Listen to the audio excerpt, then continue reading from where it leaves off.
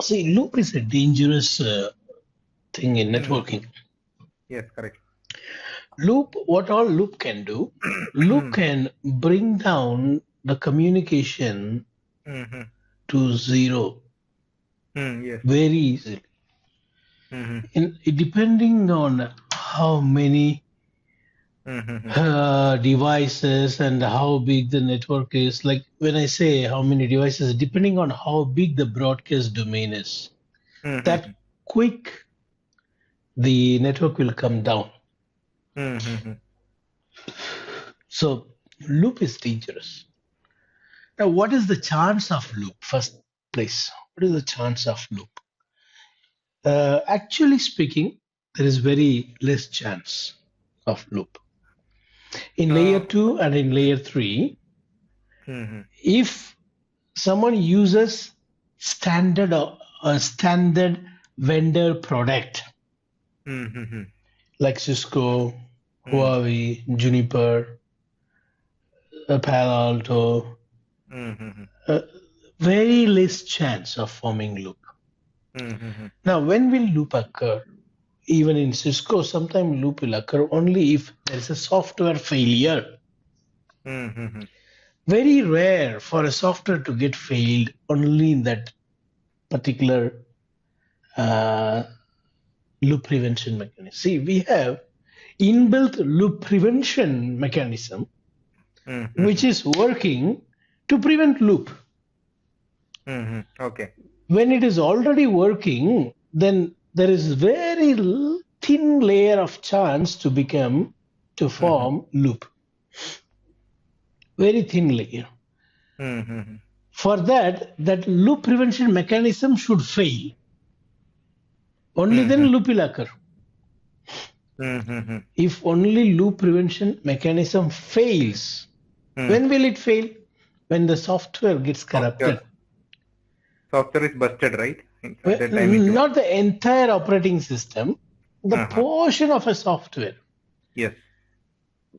Which is having this loop prevention mechanism algorithm.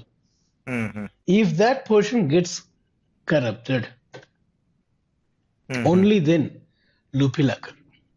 So, sir, one question. So we are discussing on bridge, right? Bridge devices can cause loops, no? Bridge or switch all are same. Okay. Bridge and switch both learn MAC addresses. Yes. From the source of the frame. Both listen to the ports they learn. Both filter forward. When they don't know the destination, they fled. So there is no much difference between bridge and switch other than this hardware-based and software-based device. Bridge is a software-based device. We learned in the beginning. You remember that devices topic? Yes. Switch is a software-based device. Sorry, switch is a hardware-based device. Hardware-based device. And switch is the bridge is a software-based device. Software-based device. Yeah. So there are chances of bridge becoming corrupted. The software may get corrupted because the entire load is fully software-centric. Because the switches have got load shared between hardware and software, switches software getting corrupted is very less chance. Only if the software gets corrupted, that spanning the loop prevention mechanism software gets corrupted, loop is possible. So what I'm trying to say here is layer 2 loop is very less chance because according to the standard, when they design a switch or a bridge, they put this loop prevention mechanism enabled already. Okay. So loop is prevented by default. Now, what is that loop prevention mechanism? Spanning tree protocol. You are talking about bridge, right? Bridge or switch? Bridge or switch, both same Both. story. Mm-hmm. Same story. Spanning tree protocol. Mm-hmm. Now, spanning tree protocol is enabled by default. Mm-hmm. As a result, loop is very less possible. Mm-hmm. Mm-hmm. By default, loop is very less chance. But if someone Mm-hmm. goes and misconfigures port, Mm-hmm. Mm-hmm. if someone goes to a port and say, hey, don't care about spanning tree, Mm-hmm. then loop will occur, isn't it? Yeah. So loop will occur. Mm. So what is needed is Mm-hmm. a proper knowledge on what to enable on a port, what should not be enabled. Mm-hmm. See, there is a feature called port fast. Mm-hmm.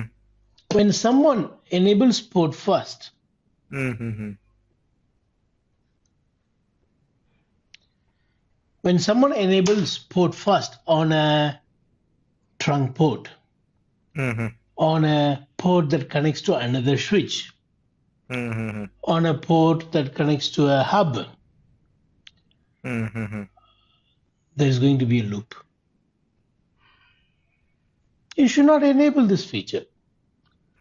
So Say again, if we enable this feature, what will happen? if someone enables port Uh, fast feature mm-hmm. on a trunk port, Okay. where will you have trunk port? Between the switches, right? Between switches. Yeah. Yeah.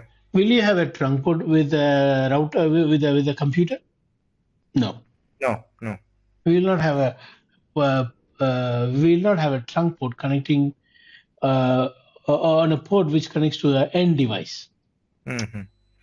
So when you enable this port fast feature Mm-hmm. on a port that connects to a trunk port or that connects to another switch or a hub, then there is Mm-hmm. going to be a loop.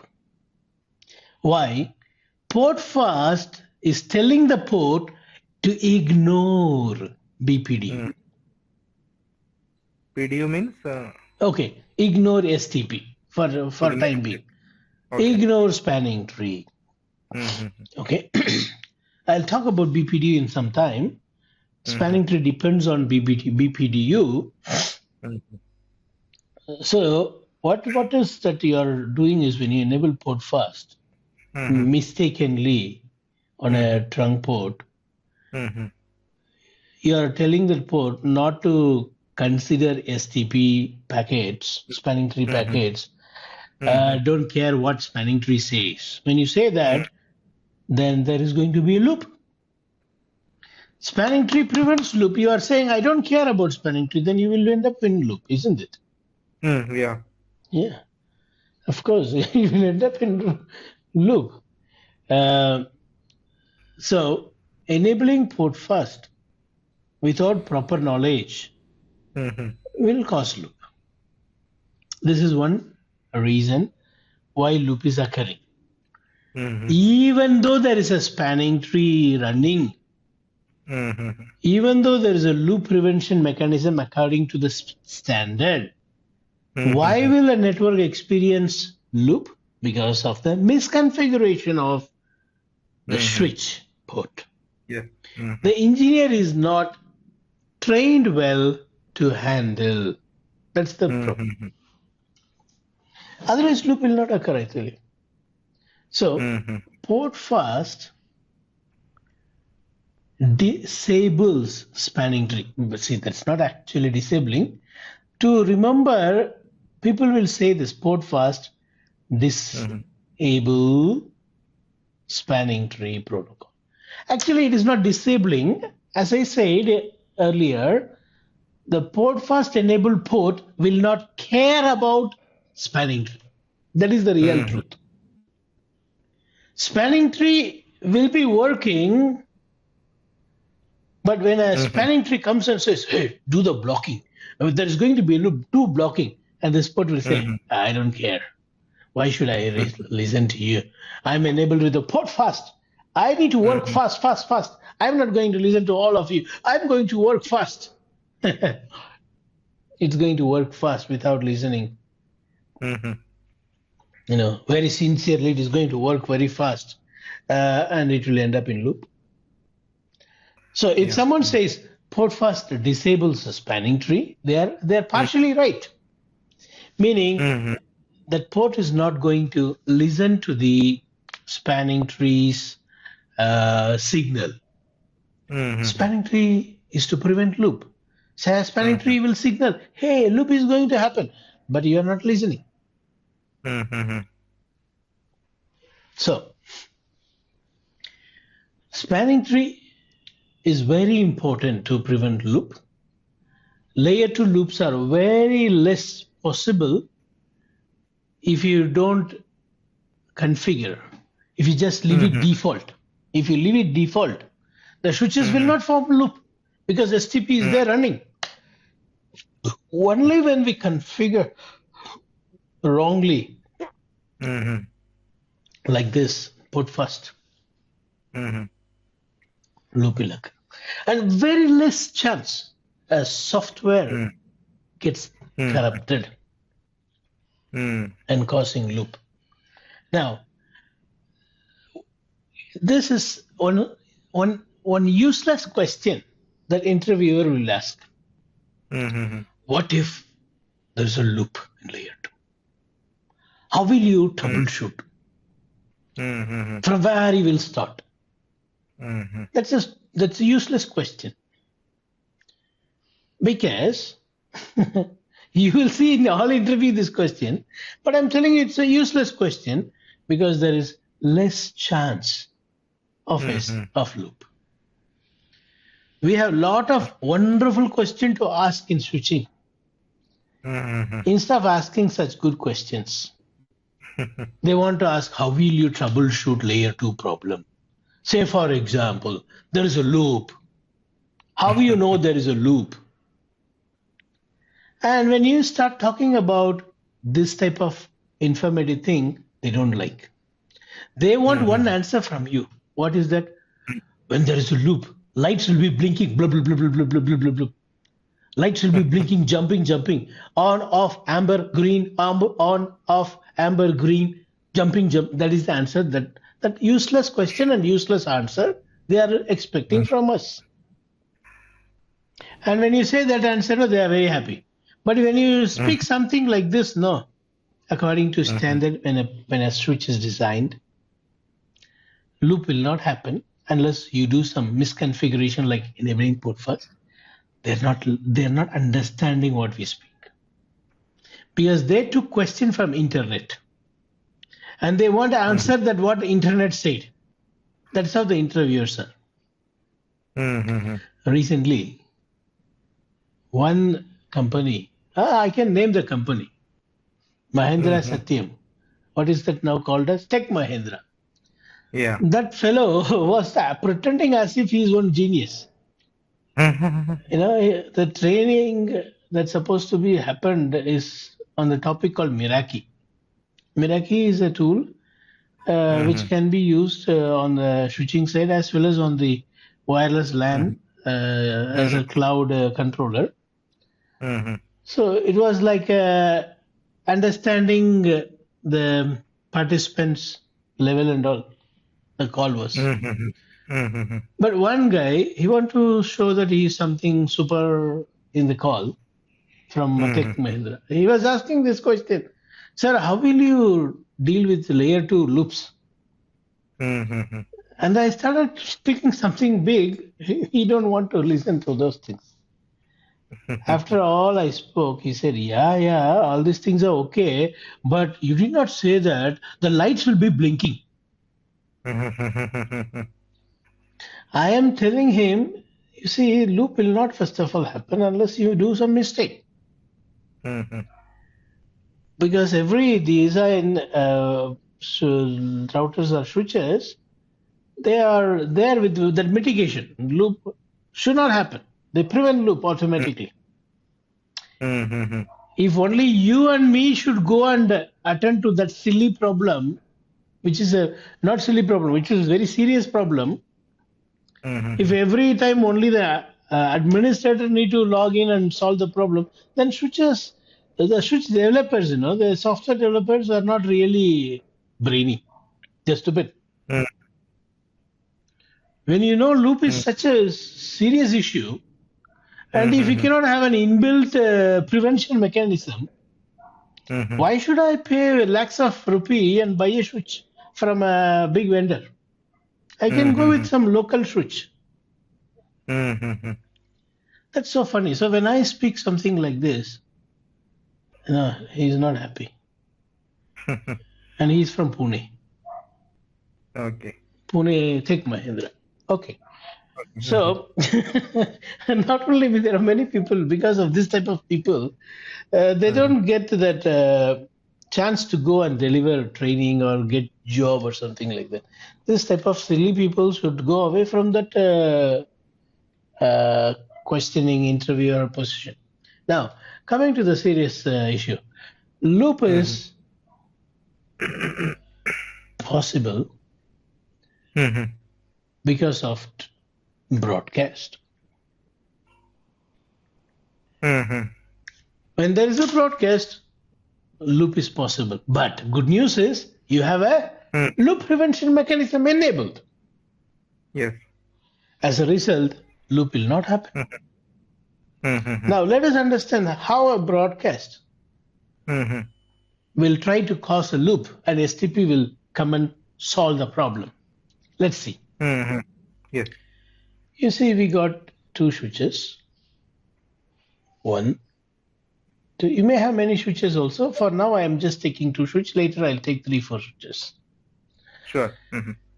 When I have only one path, and I have only one link between these 2 switches, there is no chance of loop, whatever happens. There is no chance of loop. Let us name this switch as switch 1. And this switch is switch 2.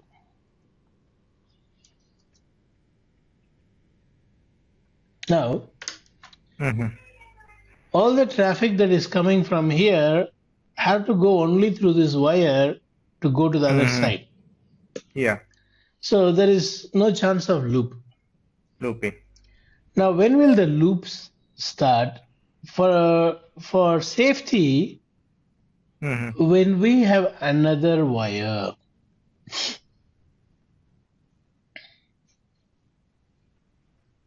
When we have another wire, traffic enters here, goes out here, again it comes and takes a U-turn, again it takes a U-turn, again it takes a U-turn. This is what we call as loop.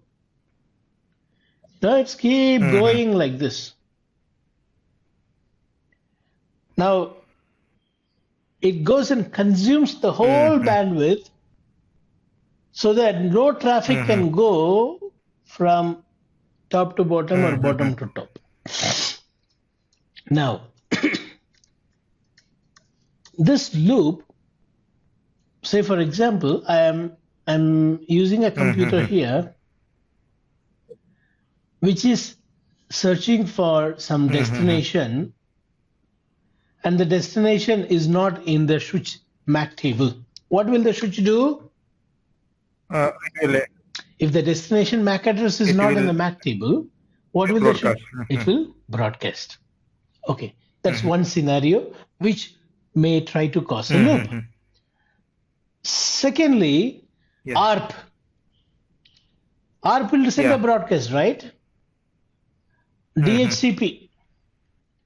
DHCP will also send a broadcast, right? Every PC will do ARP. This PC will also do ARP. That PC will also do ARP. DHCP will also send a Discover packet broadcast. So, broadcast packets are very common. That broadcast only will try to form loop, but STP is there to prevent loop. Now, let us assume there is no STP. Let us assume we don't have STP and see how the loop will occur. You see a layer 2 broadcast packet is coming. Let's say it's an R packet. Because it's a broadcast packet, what switch will do? It will send the packet on this link as well as on this link. I'll call this port as port number 1, port number 2. Now the traffic that goes on the port number 1 hits switch 2. Switch 2, when it receives the packet, it understands it's a broadcast. Switch 2 will send to port number 3, received via port number 1. It will also send via port number 2. So it goes like this. Now the packet that was coming down from port number 2 will be sent to port number 3 as well as port number 1. The port that was going from port number 1 via port number 2, because it is broadcast, again it will be sent down here. The packet that was going down here, which was sent here, will be again coming down here. It is going to be a bidirectional loop, not just one direction. It is going to be a bidirectional loop, non-stop. After a few seconds, whole bandwidth on the link will be consumed. Duplicate, many duplicate of same packet. You see, a simple broadcast, simple ARP can cause broadcast, looping. But this will never happen, I tell you. Why? We have STP. Because we have a STP. We have inbuilt loop prevention mechanism protocol called STP, Spanning Tree Protocol. Spanning Tree Protocol. The job of this protocol is to prevent loop, and it is enabled by default. This will never happen because spanning trees, before the loop happens, spanning tree knows that there are redundant paths. Some traffic may go like this and come back like this and cause loop. So precautionarily, what it is going to do, it is going to block one of the port. It will disable that traffic through the link to that port, right? It will just block that port so that any broadcast that goes like this, if it tries to come, because there's a block, it cannot hit this switch 1 again. Okay. Block in the sense like it will drop all the packets, right, in that link. In that. That link will go to blocking state so that this switch itself will know that I should not send any packet in that port. And receive also. It is not sending and dropping. It is not sending and dropping. Okay. It is not sending and dropping. Sir, what about receiving? That port will receive and drop?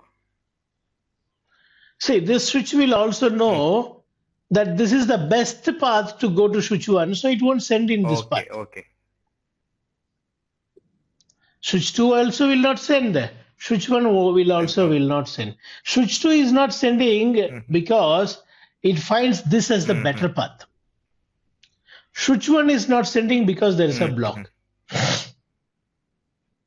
See, both are not going to send on the link, but the reason is two different reason. Reason for switch 1 is switch 1 knows that it is blocking. Switch 2 knows that this is the better path compared to this path.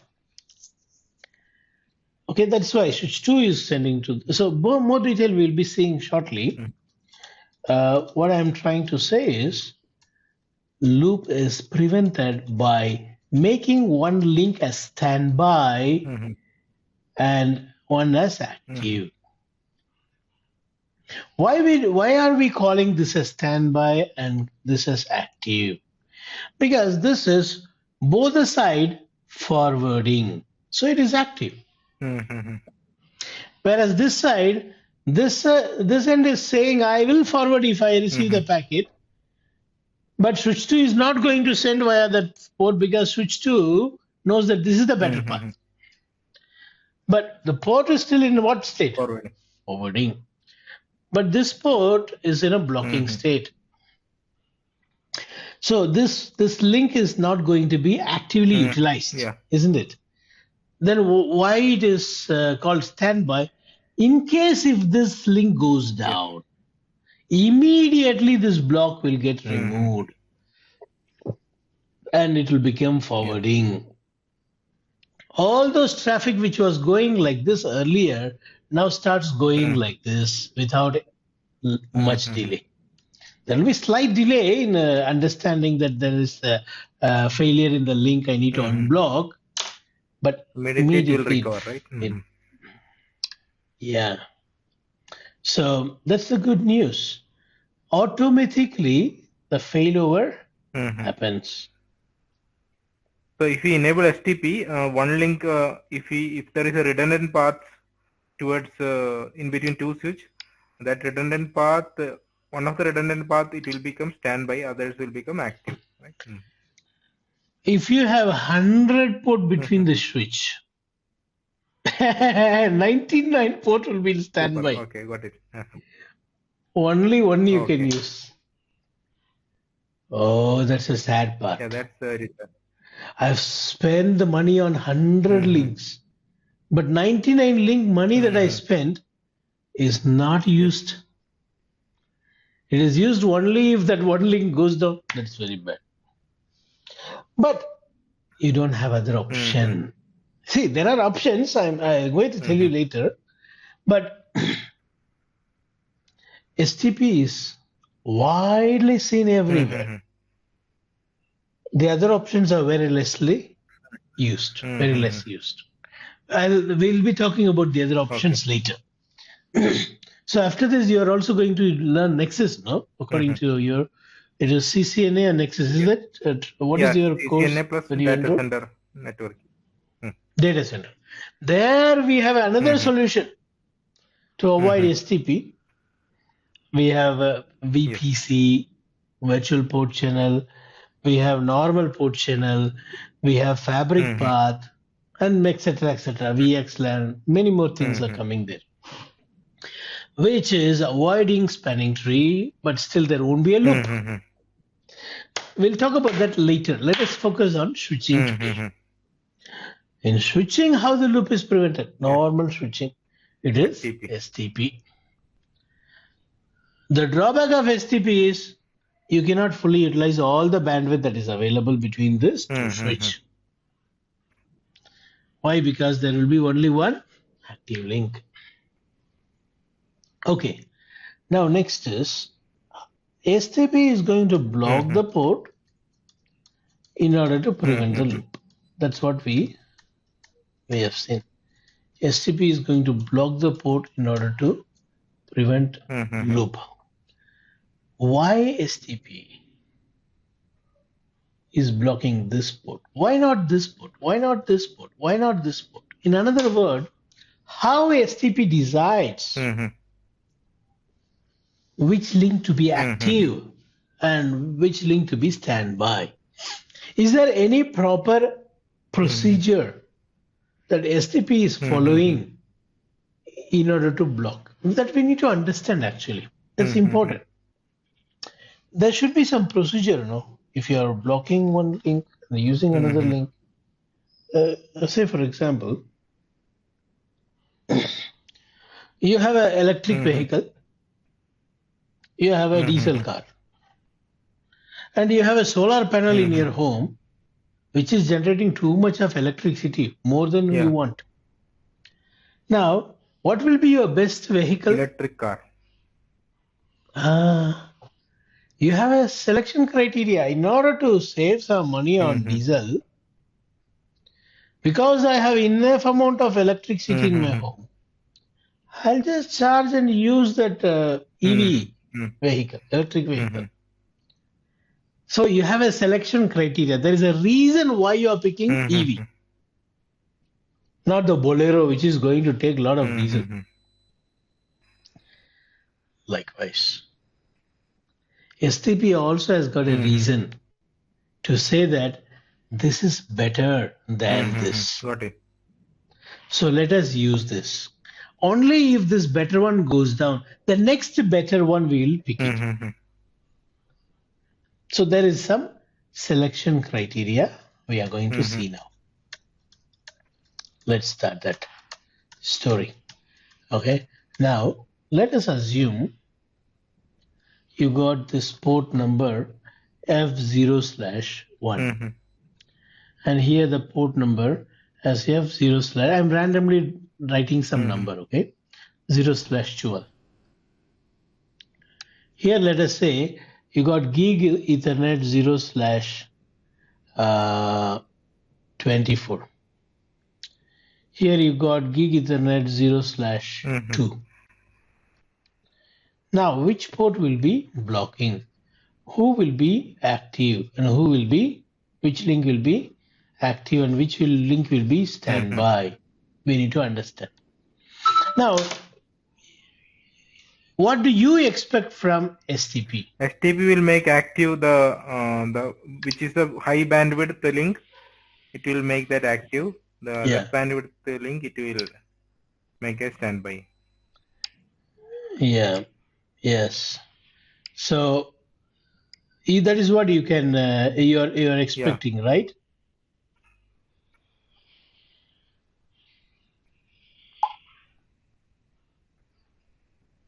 Yeah. So we are expecting high bandwidth link to be elected, like an electric vehicle that you want, or rather than a diesel car. You will want a gig Ethernet because gig Ethernet has got more bandwidth than fast Ethernet. Of course, STP is also going to do like that. STP is designed like that. Now let's see how STP is going to do. You see, this is 100 meg. This is 1000 meg. For 100 meg, the cost is 19. What cost, you know? This cost is called as STP cost. Okay. It is predefined in the internet also. If you search STP cost, you will see 100 meg means 90. It is predefined according to the standard. 1000 meg is 4. So here the cost is 4. Here the cost is 19. So you know that less cost is preferred. Yeah. But this link is okay. I understand that this is the link which is going to be used. But if this link is going to be standby, should I block here or here? For that, there should be some criteria. Okay, so let us try to come from the beginning. Sir, let us start from the beginning. Sir. So if there is another 1000 M link is there, we'll talk about that later. That scenario later. Yeah. So let us assume. So okay, let's start from the beginning now. For your understanding, I just took you directly to the cost, but that is not the one which it is going to check first. First thing, what it will do, you know, it will see which switch is a root switch, meaning which switch I should make as the captain of the ship. I have two switches here. Which switch I should give more importance? For that, what it will do, it will check the priority. Priority of what? Of the switch. We have the default priority 32768. 32768. This is the default priority. Okay. Now, these two switches send a packet called BPDU, Bridge Protocol Data Unit. Bridge Protocol Data Unit. BPDU. So this BPDU is a tiny packet which is sent every 2 seconds between the switches on all the link. This link will also send there.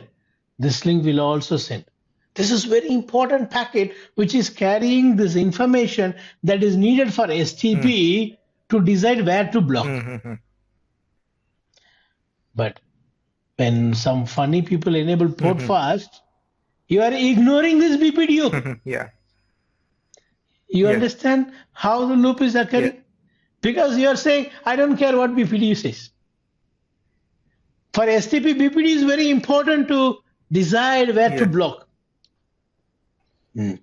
So now let us go to the main story. Bridge protocol data unit is carrying few informations like priority, bridge ID. Bridge ID is nothing but MAC address. Okay. Bridge ID, switch ID, all are same. Both are layer 2, no? So bridge, switch. Bridge is an old word for switch. Early days they used to call this bridge, and later when they started designing hardware-based bridges, they want to name it as switch. But the name is given, bridge ID is given earlier. They are following the same name. Switch ID, bridge ID, both are same. It's the MAC address to identify the switch.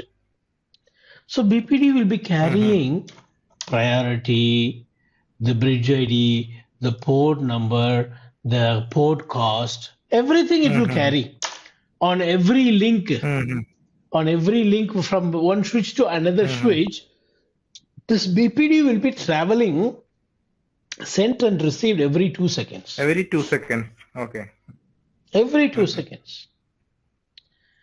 If a bridge or switch did not send it for 15 seconds, then say for example this link did not send for 15 seconds, then the switch will decide, okay, this link is faulty.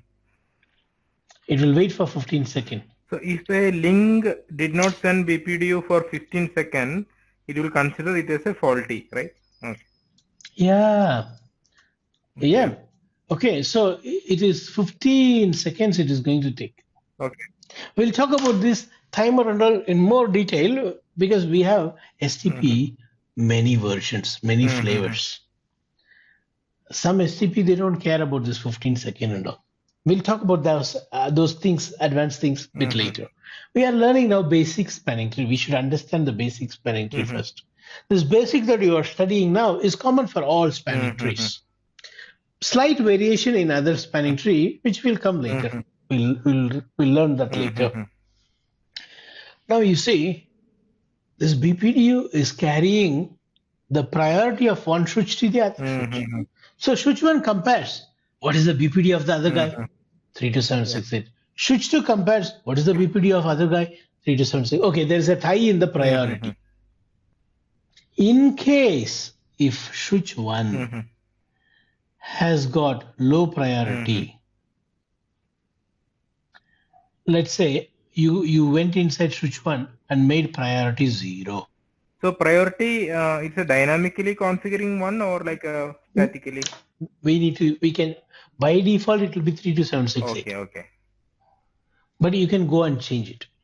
Okay. But if two switches can come with same priority, right? That's also possible. Yeah. All switches will come with same priority. Okay. You can go and change it. Now, assume that I went to switch 1. I changed the priority to 0. Spanning tree likes small things. For you to remember, I'm just giving you. You should not get confused. Yeah. Small priority only it likes. So immediately spanning tree will say, this guy is the boss. It will say, this switch is the root switch. What is special in root switch? Root switch ports will never block. They will be forwarding.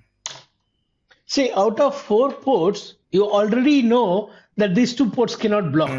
You got it? That's the reason why you need root switch. Root switch, their link always will be in forwarding state. Yes, always in a forwarding state. Okay. Now, root switch is selected here based on the priority. Okay. Okay. What if you did not set the priority? Mm-hmm. What if the priority is 32768? Mm-hmm. What is the priority same? Mm-hmm.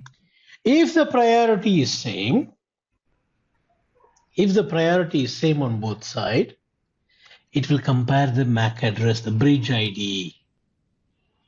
Mm-hmm. Got Yeah. it?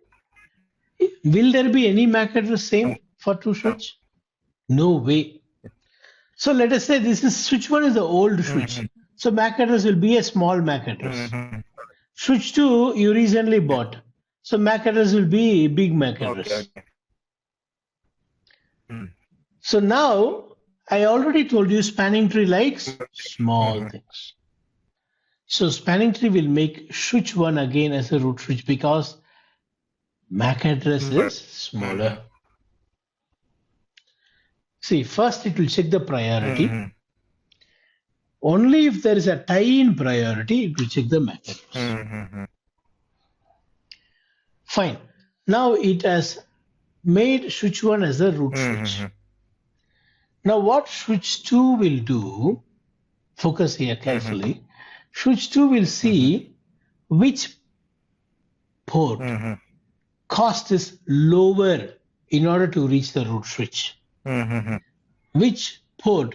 F012 port is lower cost. No, higher cost. G0/2 has got lower cost, Yes. isn't it? Again, I'm reminding you, spanning tree Small likes small things. So this will be called as root port. Listen carefully. In the root switch, the ports are called as designated ports. Mm-hmm. Designated ports, DES, designated ports. But on the opposite switch, this port is called as root port. Why? You know, this is the port that is elected to talk to whom? Root switch. Because this port is the chosen one in order to talk to the root switch, we call this as root port and it will be forwarding. Now only one port that is left is this. It will go to where? Blocking. You understood the story how the blocking port is elected? Yeah, actually, let me tell you, like first switch, it is considered as root switch because its MAC is less. And I mean their STP ID, since both are same, it's check on the MAC and it's selected like first switch 1 as root switch. And in switch 2, it will try to check which link it has to, which link is less cost to reach switch 1. So it chooses the Giga Ethernet port to designated as root port. Port. And the next link, it is considering as a standby. Blocking. So that link becomes standby because there's a block here. Okay. So it will, it will consider as a block. Okay. Okay. So